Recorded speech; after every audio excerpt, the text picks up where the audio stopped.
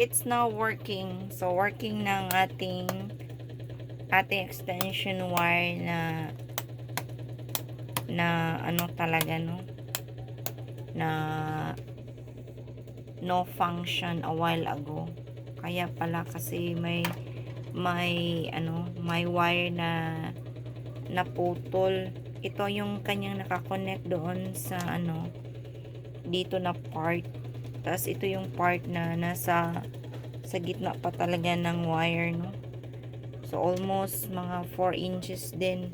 And to the rescue ang aking mga tools. Wala akong cutter, kaya nipper ang ginamit ko.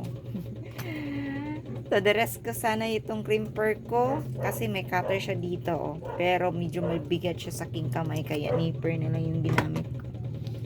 So I need to buy new cutter. Meron naman cutter doon sa baba, pero hahanapin ko pa. So urgent kaya no time to look around kung asa na yung cutter na yun, pero bibili ako ng new one kasi for sure yung cutter na yun is rusty na, no? Kailangan kong bumili ng cutter talaga. So this one crimper is when I was second year college. Hindi ko to siya na donate sa school, kaya I keep it for good.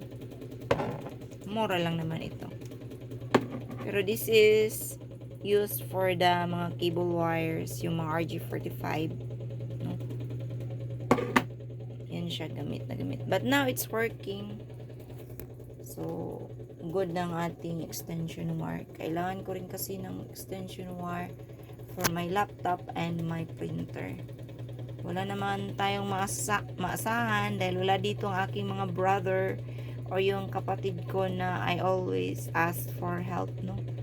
Kaya ako na lang yung gumagawa.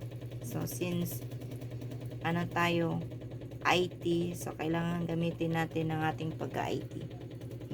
Yan siya. That's all, and thank you for watching.